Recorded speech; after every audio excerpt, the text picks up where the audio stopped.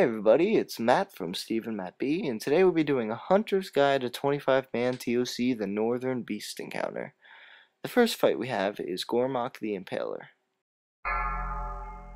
Gormok the Impaler is the first out of 3 fights that consist of the Northern Beast Encounters.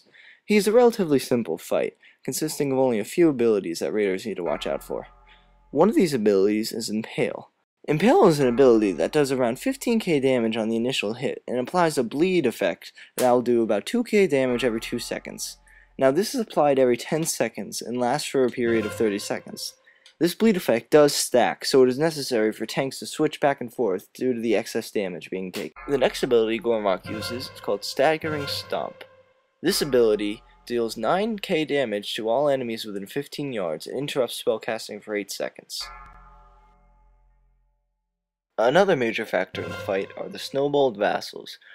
Gormok starts with 5 snowball vassals on his back, and about 20 seconds into the fight, the first one is launched. Now these snowball vassals will jump onto the head of random party members and begin interrupting all spells and casting of any kind. These must be removed immediately by ranged and even melee if they're able to get out of there. These are especially a problem for healers, as they will not be able to cast their healing spells. Periodically during the fight, the snowball vassals on Gormok's back will throw firebombs on the ground, which creates a patch of fire that does 5k fire damage per second to anyone standing within 8 yards. This will no longer be cast when all 5 snowballed vassals have left Gormok's back. The last major element of this fight is called Rising Anger.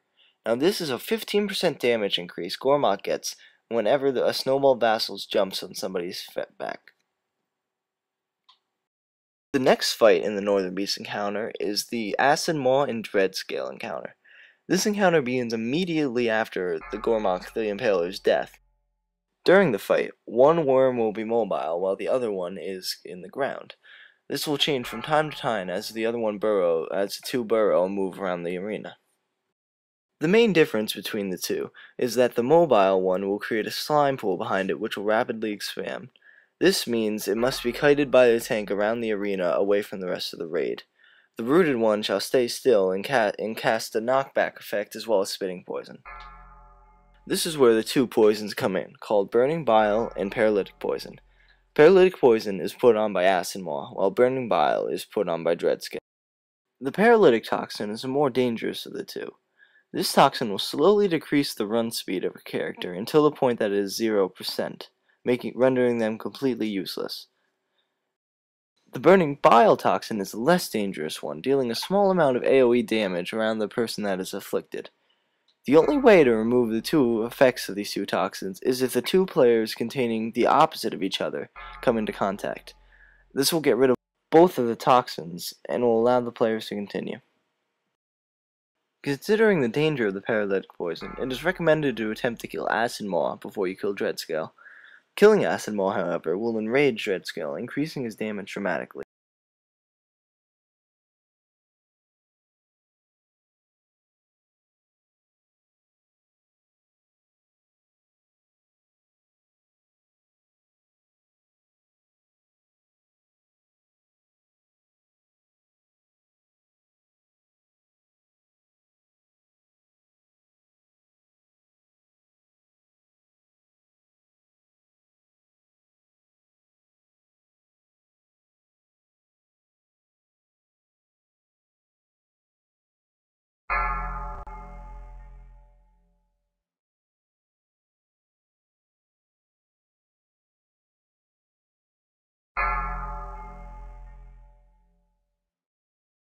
Once 2 worms are down, the third and final phase of the Northern Beast encounters will begin, the Giant Yeti Ice Howl.